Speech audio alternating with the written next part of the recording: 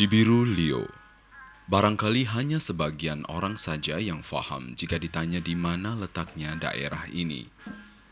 Namun akan berbeda jika langsung disebut nama Mang Duye. Hampir semua orang, terutama mereka yang berkecimpung dalam seni wayang golek, mengenal dengan sangat baik pria asal Cibiru Lio, Desa Cibiru Wetan, Kabupaten Bandung, Jawa Barat ini.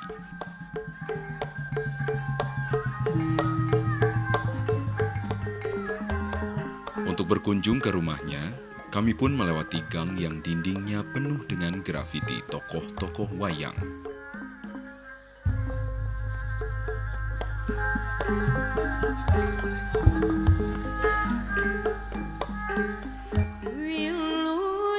Tak jauh dari mulut gang sudah tampak sebuah workshop sederhana, terdiri dari 2 ruang tempat memproduksi berbagai produk wayang golek. Bahwa di Cibiru inilah jenis wayang golek yang menjadi ikon masyarakat Jawa Barat ini dilahirkan.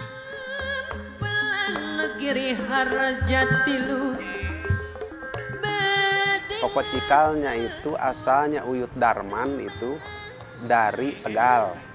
Yang bikin wayang cepak dulunya yaitu Uyut Darman hijrah ke Cibiru atau ke Kabupaten Bandung.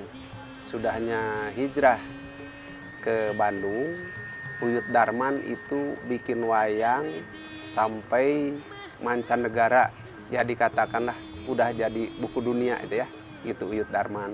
Nah, di situ sesudahnya Mang Ujang Darka yang ada di Cibiru, terus ada lagi generasinya ke Mang Ujang Taryat.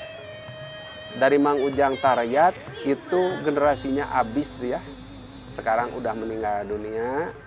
Ya diteruskan ku bapak, teman-teman bapak ada yang bikin kerajinan yang sampai sekarang, tapi itu udah meninggal semuanya.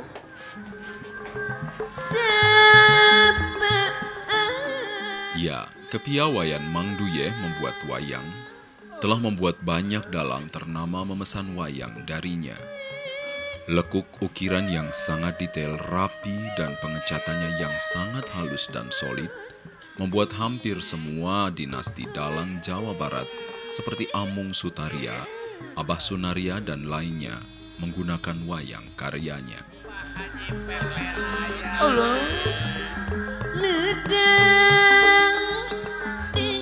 Dalam perjalanannya berkarya, Mang Duye pun dipertemukan dalam sebuah pameran dengan seorang dalang terkenal yang sangat kreatif dan inovatif.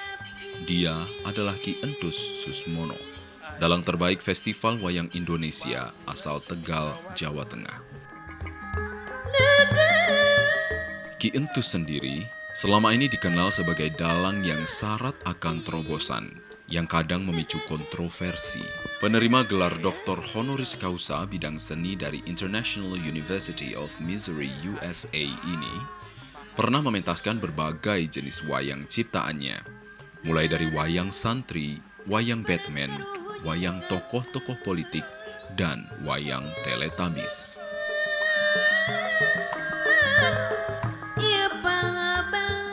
Waktu Bapak pameran di Jakarta di Kota Tua, waktu pameran wayang Indonesia ada Ki Entus. Katanya, Mang, saya mah belum pernah beli wayang di tempat pameran katanya. Kak Mang katanya bisa beli wayang ya. Udah aja katanya, Mang. Ke rumah saya katanya, ke kantor dinas saya. Ki Entus minta bikin wayang. Bagaimana katanya ini wayang golek sama wayang cepak, kalau disatukan bagaimana katanya ya. Ki, kalau saya bisa saja, tapi saya minta waktu 1 minggu ya, kata saya. Nah situ wayang masih belum dikasih nama, ini wayang apa gitu ya. Mukanya muka wayang cepak, ke atasnya wayang golek, wayang Jawa Barat, kan bingung gitu ya. Nah di situ kita ngobrol-ngobrol, Mang bagaimana, katanya udah aja lah. Ini kasih nama katanya wayang Wanda. Kan ini masih saudara katanya emang sama saya gitu ya. Akhirnya jadi ketemu di situ. Dari pertemuannya itu pun kemudian disepakati pembuatan wayang Wanda. Menurut bagian-bagian tubuh yang mewakili asal daerahnya, yakni wayang golek Jawa Barat dan wayang cepak Jawa Tengah. Nah kalau ini asli wayang cepak, ya dikombinasikan ke sini. Ini cuman diambil mukanya, ya diambil mukanya. Tapi kesininya kan bentuk asli wayang golek, ya di sini bentuknya. Tapi mukanya ini wayang cepak mukanya, ya. Nah kalau dibandingkan dengan ini, nah ini aslinya wayang Sunda.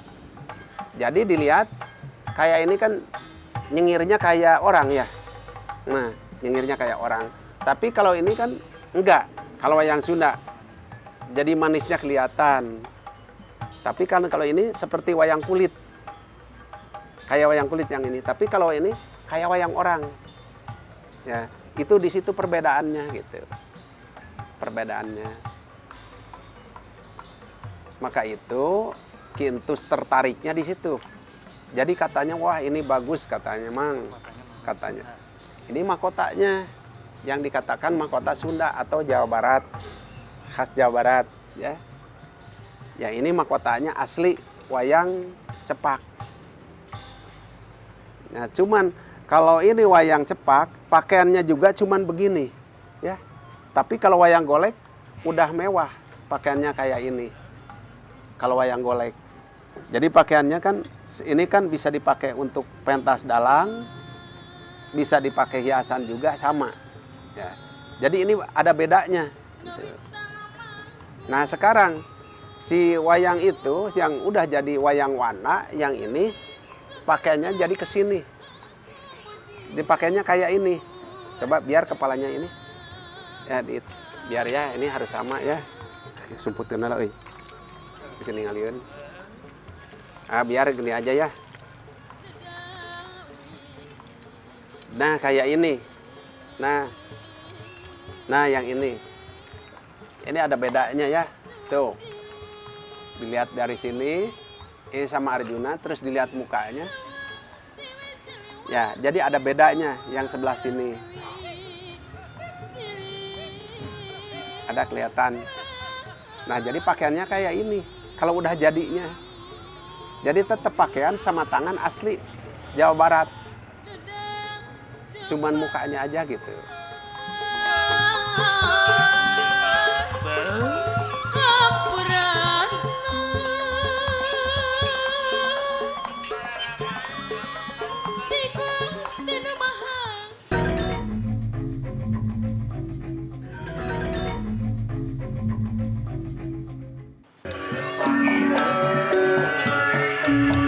Usia Mang Duyeh memang sudah di atas 60 tahun.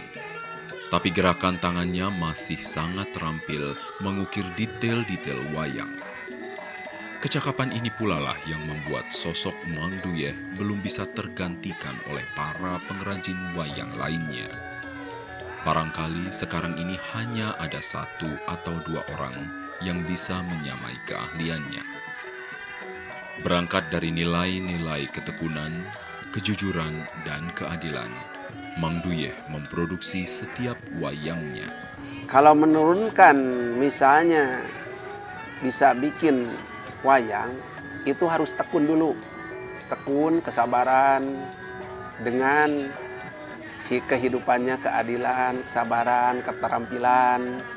Kalau kita misalnya masih yang punya nafsu misalnya, ya, aduh kita ya sering amarah, itu jangan. Kan ini yang dipakai pisau. Pisau kan lebih tajam dari silet. Pisau goloknya juga sama. Nah di situ kalau kita tidak bisa membendung nafsu, itu tidak mungkin bisa bikin wayang. Karena barang tajam semuanya. Jadi harus tekun dengan kesabaran, keadilan.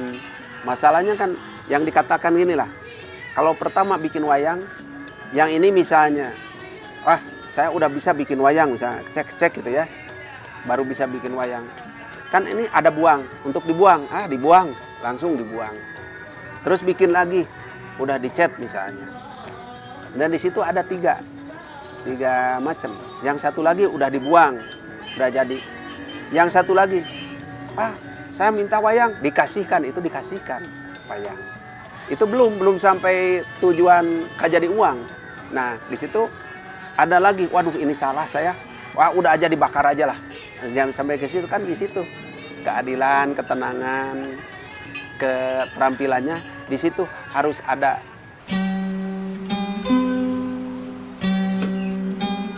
Tahap-tahap pembuatan wayangnya sendiri diawali dengan pemilihan bahan dasar kayu. Jenis kayu haruslah albasiah atau kayu lame. Karena dua jenis kayu ini memiliki pori-pori kayu yang tidak terlalu besar dan tahan serangga pemakan kayu seperti rayap.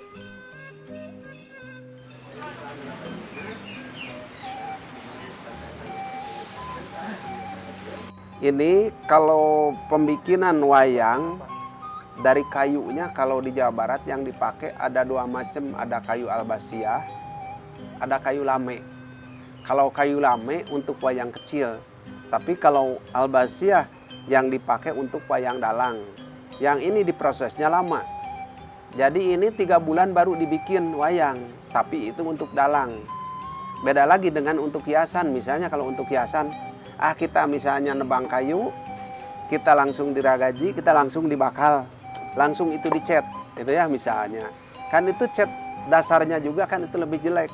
Maka catnya cat pertama, finishingnya itu cat tembok dulu, langsung dicat apian ya, itu untuk wayang hiasan. Tapi kalau untuk wayang dalang, yang tadi dikatakan dempulnya juga isamo, make dana gloss semuanya.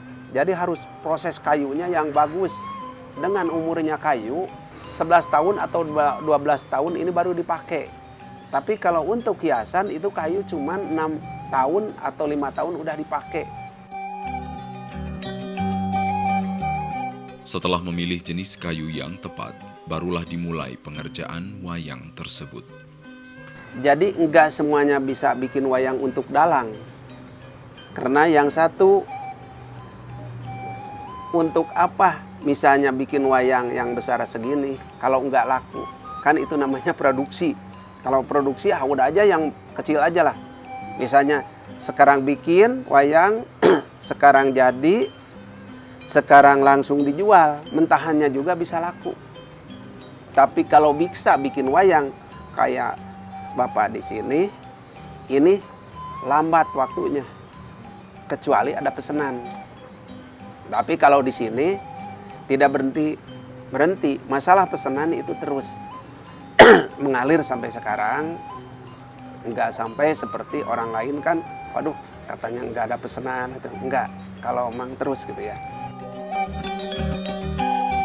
Setelah pembuatan wayang dan aksesorisnya sudah selesai, proses produksi pun melangkah pada satu tahap yang justru paling menentukan, terutama pada wayang-wayang yang disediakan dan akan dimainkan oleh para dalang.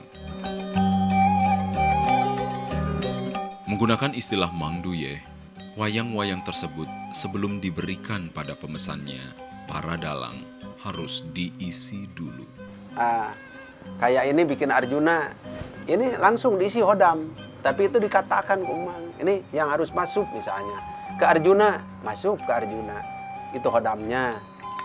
Nah, langsung lagi misalnya ke si Cepot, langsung masuk ke si Cepot. Waktu itu di ritualan. Nah, udah gitu, langsung itu dipakai ku dalang. Maka itu kalau bikin wayang harus hati-hati. Kadang-kadang yang bikin wayang itu, kalau bahasa Sundanya itu owah, kalau zaman sekarang kan itu stres ya, atau gila ya. Maka itu kalau bikin wayang harus hati-hati, harus dengan ilmunya. Kalau enggak dengan ilmunya, bisa bikin wayang, itu baru ketahuan, baru ada keselamatan, baru itu ada lebihnya. Tapi kalau misalnya kita bikin wayang asal jadi aja, memang ya banyak, itu enggak jadi uang. Kadang-kadang orang itu dipakai macam-macam lah. dipakai perjalanannya kesalahan bagaimana gitu ya. Akhirnya oh si ini tukang wayang, tapi akhirnya itu nggak jadi. Nggak jadi tukang wayang. Jadi jadinya asal. Nah, satu itu. Yang kedua, yang seperti dalang. Kenapa dalang dikatakan dekat sama dewanya atau sama hodamnya? Itu betul. Itu bersamaan dengan tukang wayang. Tukang wayang juga sama. Nah, di situ yang dikatakan kalau kepada dalang begini, dalang nyuk maning wayang, wayang nyuk maning dalang. Kan itu udah tuker sukmanya ya atau isinya. Nah, di situ. Jadi hodamnya itu masuk di situ. Itu sebetulnya kalau dilihat nggak kelihatan, tapi kalau ke orang tahu itu sebetulnya masuk.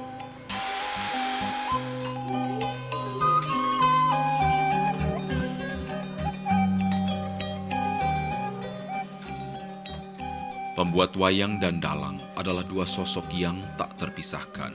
Keduanya saling melengkapi dan saling membutuhkan.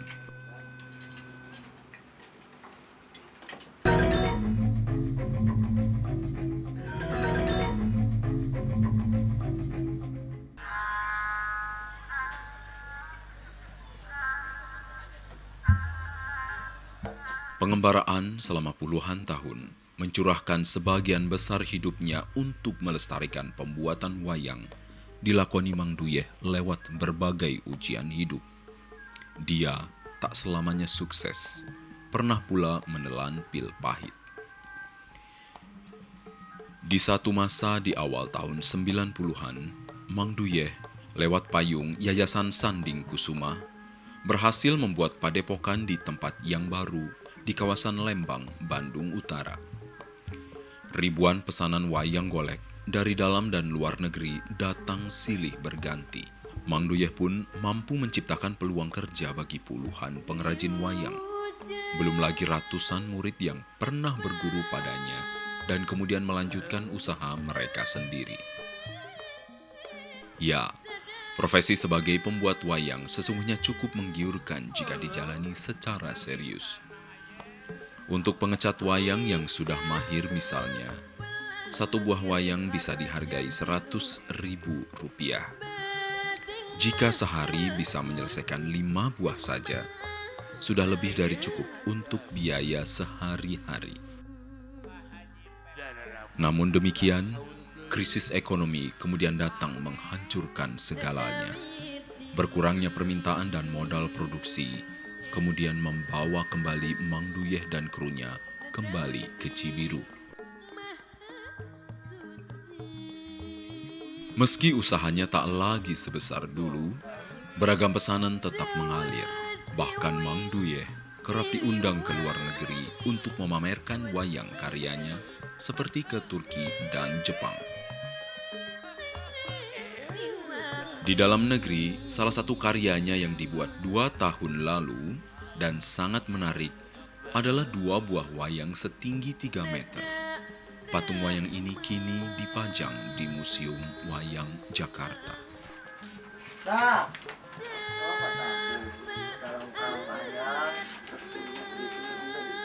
Ya, di situ orang-orang Museum Wayang Indonesia datang ke sini waktu 2012 ya, waktu 2012. Nah, bawa bukunya pertamanya ke provinsi atau ke Jawa Barat, udah aja lah ke Jawa Barat. Itu bawa buku, katanya ini betul Mang Duyeh pengrajin wayang, itu dibawa bukunya. Oh ini betul katanya, keturunan. Ya kalau gitu mah. Udah dari situ terus ke ASTI, ke SMKI. Itu betul Mang Duyeh katanya pengrajin, itu keturunan. Terus Kak Asep Sunandar, itu masih ada Asep Sunandar ya 2012. Itu betul katanya, udah aja ke Mang Duyeh aja gitu, langsung ke sini. Dari Museum Wayang Indonesia datang ke sini. Mang katanya ini betul Mang, ya itu 8 orang yang datang. Nah di situ Mang katanya mau ikut enggak katanya pameran di Museum Fathahillah di Kota Tua katanya. Kata Mang nggak apa-apa, udah aja lah. Ikut, ya akhirnya Mang berangkat ke situ. Kata Mang, ini Jumat katanya ini pembukaannya jam 10 siang katanya. Mang jam 8 udah datang ke situ. Akhirnya Mang diterima, langsung dikasih tenda untuk setan pameran itu. Langsung Mang di situ nerima penghargaan. Adalah keluarga yang menjadi sumber inspirasi dan kekuatan Mang Duyeh dalam menjalani profesinya hingga kini.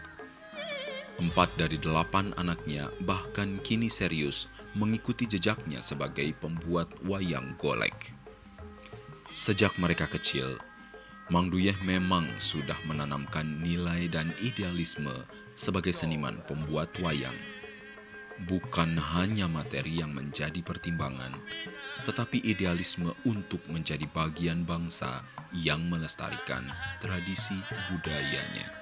Barudak wayahna dina waktu ieu mah urang teh anu digeluti ke urang masalah wayangnya, wayang golek anu baris ku urang dilestarikeun budaya-budaya urang anu ti awal nepikeun ka ayeuna kasebutkeun warisan budaya Indonesia. Lamun teu diteruskeun ku urang deuk saha deui anu neruskeun. Lantaran ieu teh urang teh asupna teh bisa asup aset negara bisa. Darantaran ieu teh nomor hiji seni budaya teh. Tah ayeuna barudak kudu ngararti meungpengarora keneh nya. Tah lamun urang anu minat kana wayang berarti urang lebih alus. Generasi muda urang teh atuh lebih maju ulah nepikeun ka katingaleun. Kudu lebih utama ayeuna.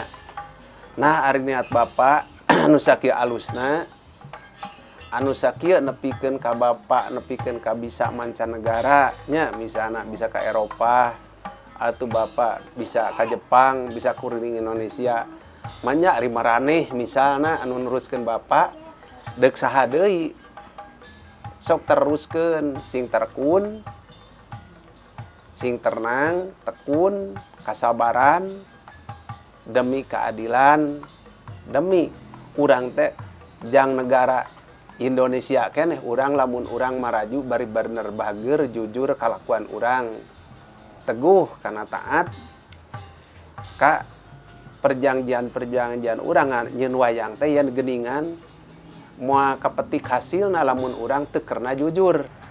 Nah, kanyaah sayangnya dari orang tua maupun itu ibu maupun itu bapak saya yang mengurus saya dari kecil ya Pak. Ya, bapak itu sosoknya itu baik, terus tegas juga, bener-bener mendidik anak-anak. Mau nurut mau gak nurut sama bapak pasti dididik supaya jadi nurut. Mau bener nggak bener pasti tujuannya itu pengen bener ya Pak.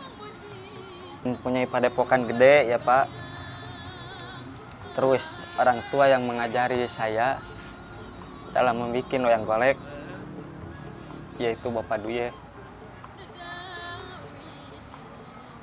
Semoga hatinya juga ikut senang ya Pak melihat saya yang ingin sukses dari wayang. Wayang memiliki peran yang sangat penting.